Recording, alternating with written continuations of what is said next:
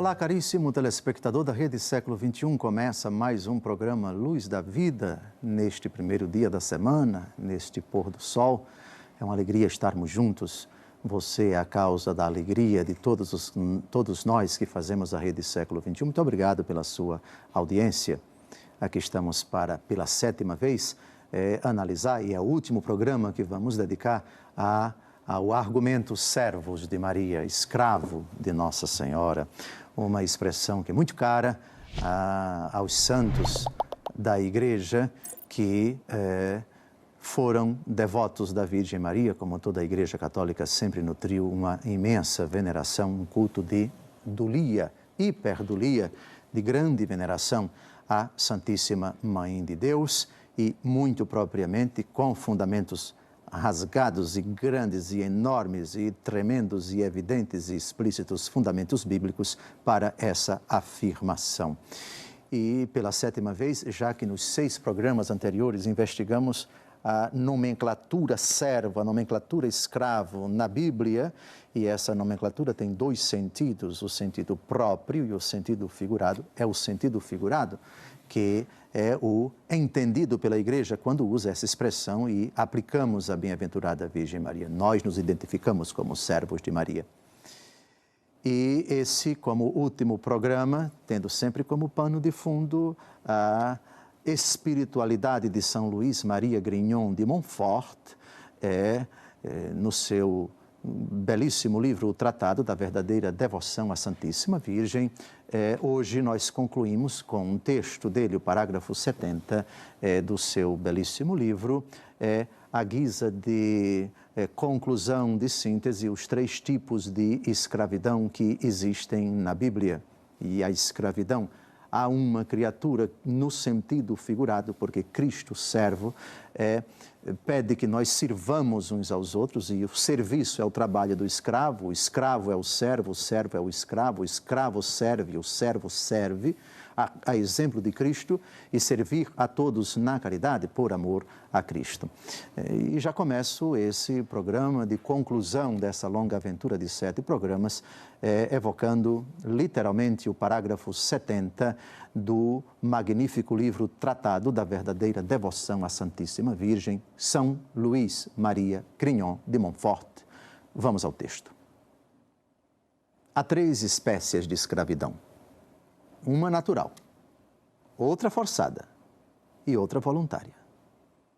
Todas as criaturas são escravas de Deus da primeira forma. Ao Senhor pertence a terra e tudo que nela está contido. Os demônios e os réprobos pertencem à segunda categoria.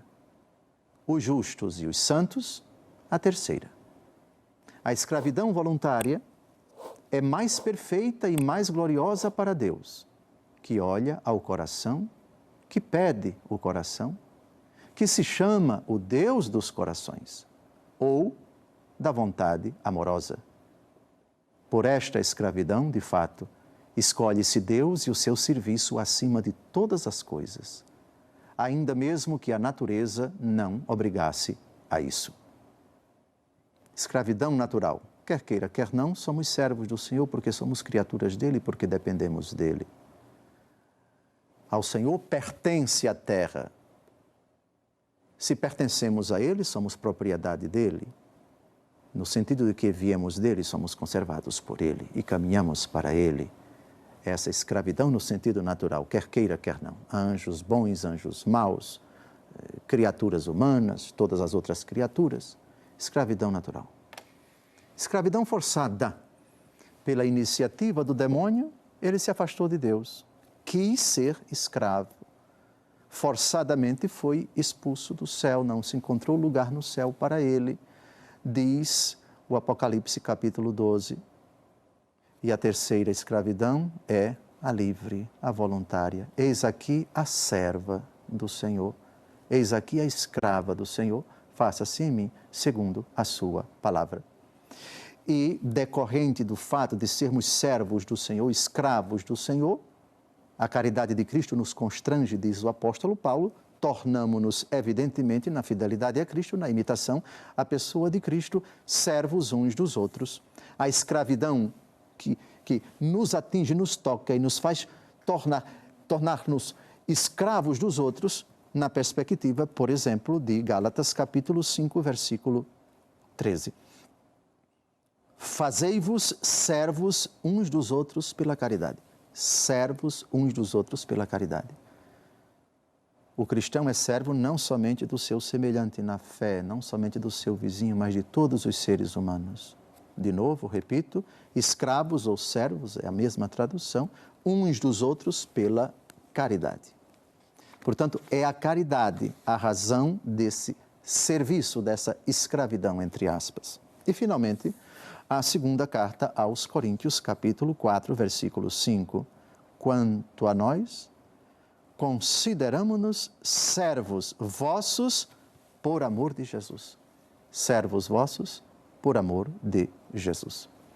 Esses são dois textos de uma dezena, talvez 2 dezenas de textos que nós investigamos nos 7 últimos programas, tanto no Antigo Testamento como no Novo Testamento.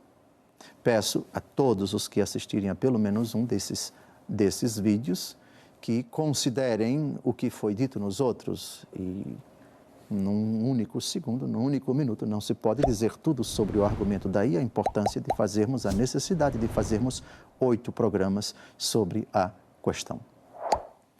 Mas nesse último programa, eu quisera falar agora não da questão teológica, não da fundamentação bíblica, mas de questão de natureza prática, de natureza pastoral. Aqui ou ali, alguns fiéis reclamam que o bispo diocesano não está apoiando tal devoção, não está concordando, está proibindo isso, aquilo ou aquilo outro. O que dizer sobre isso? Como o cristão que deseja manifestar, ostentar, explicitar, exteriorizar também no seu corpo, com o uso de cadeias, de correntes, enfim, a sua devoção à Nossa Senhora, qual deve ser a postura do bispo diante de tudo isso, qual deve ser a postura do fiel diante da atitude, da decisão do bispo. É importante que nós olhemos a legislação da Igreja sobre esse argumento, os direitos dos fiéis de um lado e os deveres do bispo do outro, não apenas no que toca a isso. Me permitam citar alguns textos do Código de Direito Canônico para nós compreendermos que é muito importante não só haver a fundamentação bíblico-teológica de uma devoção, mas na exteriorização da devoção há de se buscar a comunhão com a Igreja, há de se buscar a obediência ao bispo. Não se pode, de forma alguma, sob o pretexto de explicitar uma devoção, entrar em atrito com quem quer que seja, ou extravasar, ou manifestar algum tipo de, devoção desviada, devoção que não condiz com a doutrina, com a prática da Igreja. A verdadeira devoção à Virgem Maria está sempre profundamente em comunhão com a Igreja. Começo então citando o cânon 209, parágrafo 1º do Código de Direito Canônico. Os fiéis são obrigados a conservar sempre, também no seu modo de agir, a comunhão com a Igreja. A comunhão com a Igreja é um dom supremo, para que todos sejam um. Há uma só fé, um só Senhor, um só batismo. Comunhão com a Igreja. Qualquer suposta devoção a Nossa Senhora que queira não comungar, que não aceite comungar com a Igreja, cujo sinal visível na diocese é o bispo, cujo sinal visível sacramental é a Eucaristia, ali onde ela é celebrada, ali onde a comunidade dos fiéis se reúne em torno do mesmo altar e celebra e comunga a mesma Eucaristia, isso não é de verdadeira devoção à Santíssima Virgem, isso é seita, isso é heresia, isso é cisma, talvez heresia, cisma, enfim. Nossa Senhora quer que permaneçamos juntos na Igreja, portanto, qualquer pessoa que supostamente devota da Virgem Maria não queira comungar com a Igreja, com todos os irmãos na fé, está indo longe demais. está, na verdade, manipulando Nossa Senhora, usando os sinais externos da sua devoção, estão fora da igreja, ou podem estar fora da igreja. Porque quem não comunga com o Santo Padre, com os bispos em comunhão com ele, com os fiéis subordinados a ele, ele incorre no delito de cisma. E quase sempre o cismático é também um herético. Próxima observação, cânon 212, parágrafo 1º. Os fiéis, conscientes da própria responsabilidade, estão obrigados a aceitar com obediência cristã o que os sagrados pastores, como representantes de Cristo, declaram como mestres da fé ou determinam como guias da igreja. A obrigação de acatar as legítimas determinações do bispo quando eles agem como pastores da igreja. E o pastor dá vida pelo rebanho, e o pastor conduz o rebanho, ensina o rebanho, orienta o rebanho. Não convém isso daqui, porque essa atitude desvirtua, não é condizente, etc. Estar atentos, é claro que nós bispos também temos os nossos limites, e aqui está o limite. Como pastores da igreja, o pastor cuida da ovelha, o pastor não permite que ela se desvie, que ela se desvirtue, que ela caia na ignorância, que ela permaneça no erro, ele corrige fraternalmente, ele às vezes precisa dizer tal atitude precisa ser evitada. Atentos, portanto, o bispo não é o adversário, o bispo é o pai. O bispo não é aquele que hostiliza, é aquele que acolhe. Enxergar também o verdadeiro devoto de Nossa Senhora, enxerga no bispo o legítimo representante de Jesus Cristo na diocese, o pastor das almas. O que eles determinam como reitores da igreja deve ser acatado. No próximo bloco, nós vamos continuar ainda investigando o papel dos bispos e tratando de alguma eventual tensão que existe na diocese e que obriga, por dever de consciência dos senhores bispos, a tomar uma certa decisão para evitar excessos, para evitar desvios, a fim de garantir a boa condução de qualquer veneração, de qualquer devoção a qualquer santo, máxime a bem-aventurada Virgem Maria. E agora vamos tratar de uma obrigação dos bispos no que toca à unidade da igreja, à condução do rebanho. Ele deve estar vigilante para que desvios, para que movimentos, para que qualquer iniciativa que venha a pôr em risco a paz do rebanho e tais realidades sejam evitadas, fustigadas. O pastor tem que afastar do rebanho aquilo que pode pôr em risco a unidade, a integridade, a incolumidade do rebanho. Disso trata o cânon 392, parágrafo 1º do Código de Direito Canônico. Vamos ao texto. Devendo defender a unidade da Igreja Universal, o bispo é obrigado a promover a disciplina comum a toda a Igreja e, por isso, urgir a observância de todas as leis eclesiásticas. O papel do bispo, dentre outras tarefas, dentre outras missões, é esta: a observância das leis eclesiásticas, a paz no rebanho, enfim, urgir de todo o rebanho que direitos sejam respeitados, deveres sejam urgidos, para que a grei não seja atingida, conturbada, não seja contaminada pelo fermento da divisão, da discórdia, de desvios de conduta, de excessos, de patologias no seio do povo de Deus. Esse é o papel do bispo. É claro que todos nós devemos olhar para as decisões dos bispos devidamente fundamentadas no direito natural, no direito divino positivo, no Código de Direito Canônico, e tais decisões devidamente respaldadas, devidamente motivadas naquilo que lhe compete, elas urgem, elas obrigam diante de Deus e todos os fiéis devem acatar. Esse é o papel do bispo. A etimologia da palavra bispo é episkopos.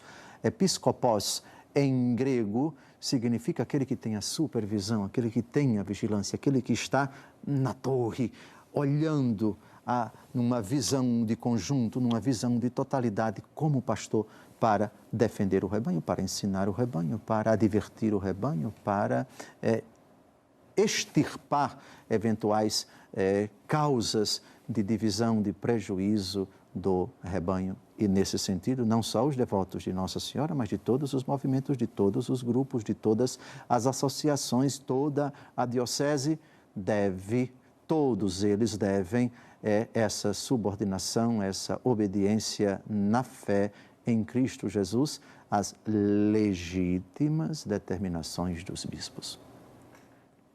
Amados, agora, nessa última parte desse segundo bloco, eu gostaria de fazer uma oração a Maria, Nossa Senhora. Está aqui um título que o protestantismo, lamentavelmente, não costuma atribuir à Virgem Maria. Alguns até chamam de Virgem Maria. Outros dizem Mãe de Jesus. Tudo isso é verdade, mas é incompleto. É profundamente bíblico chamá-la de Nossa Senhora. Ora, se ela é Nossa Senhora, se ela é Senhora, eu sou servo dela. Bastaria isso? E já vimos aqui, biblicamente, fazei-vos servos uns dos outros pela caridade. Gálatas, capítulo 5, versículo 13. Portanto, é correto chamá-la de minha Senhora. Ó minha Senhora, ó minha Mãe. Senhora minha, bíblico. Quem diz Senhora minha, diz implicitamente sou seu servo, sou seu escravo. Mas escravo no sentido de, segundo aos Coríntios 4, versículo 5, quanto a nós, consideramo-nos servos vossos por amor de Jesus. O católico que ousa dizer Nossa Senhora e não se considera servo dela, não é católico. Simplesmente não é católico. Então não vou chamá-la de Senhora. Pior ainda, deixou de ser católico 2 vezes. Ela é Senhora, biblicamente. Nossa Senhora. Senhora minha, ó minha Mãe. Esses 2 textos são importantíssimos. São Paulo, não é um Papa, não é um bispo, não é um padre da Igreja Católica, não é invenção da Igreja Católica. É bíblico. Segundo aos Coríntios 4, 5, quanto a nós, consideramo-nos servos vossos por amor de Jesus, ou escravos vossos por amor de Jesus. E o outro texto clássico, Gálatas 5, versículo 13, pelo contrário, fazei-vos servos uns dos outros pela caridade. E essa oração belíssima, em honra da Virgem Maria, dirigido à Santíssima Mãe do Senhor, é com ela que eu termino esse último programa dedicado ao tema Escravos de Maria. Como é doce dizer, eu sou escravo dela, eu sou servo dela. Vamos à oração. Eu, infiel pecador, renovo e ratifico hoje nas vossas mãos as promessas do meu batismo.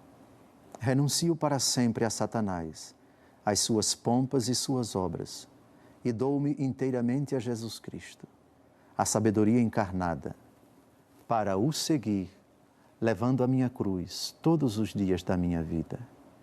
E para lhe ser mais fiel do que até agora tenho sido, escolho-vos hoje, ó Maria, na presença de toda a corte celeste, por minha Mãe e Senhora.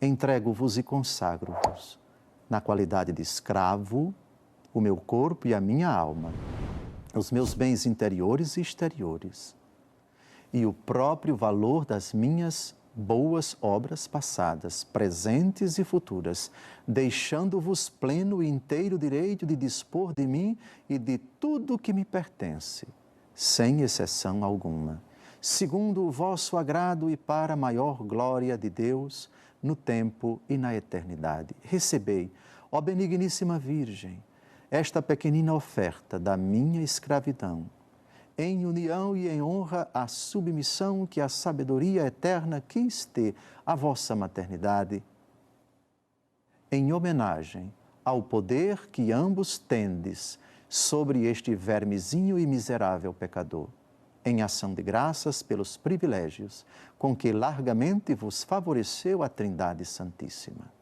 Protesto que quero, de hoje em diante, firmemente, como vosso verdadeiro escravo, buscar a vossa honra e obedecer-vos em todas as coisas.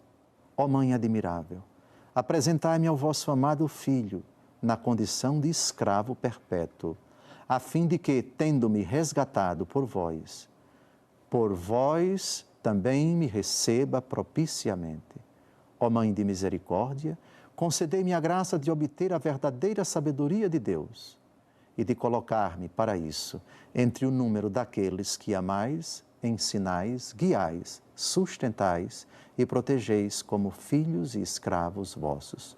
Ó Virgem fiel, tornar-me em tudo um tão perfeito discípulo, imitador e escravo da sabedoria encarnada, Jesus Cristo, vosso Filho, que eu chegue um dia, por vossa intercessão e a vosso exemplo, à plenitude da sua idade na terra e da sua glória no céu. Amém. Assim seja. A finalidade dessa catequese em 7 programas é deixar por toda a eternidade, no portal da Rede Século XXI, esse material. Quando a discussão vier à tona, é somente assistir. Quando críticas forem feitas, é somente recordar, assistir e debater. Aqui não se trata da posição do bispo, do pensamento do bispo. O bispo também é servo da Bíblia, o bispo é servo da doutrina da igreja, o bispo é servo da obviedade da fé, da qual ele não pode fugir e a qual ele, pelo batismo e também pelo sacramento da crisma e pela consagração episcopal, prometeu obediência. Obrigado pela sua audiência, Deus abençoe você e sua vida, sua família, seus sonhos e seus projetos. Tenham uma semana abençoada e até o próximo domingo, se Deus quiser.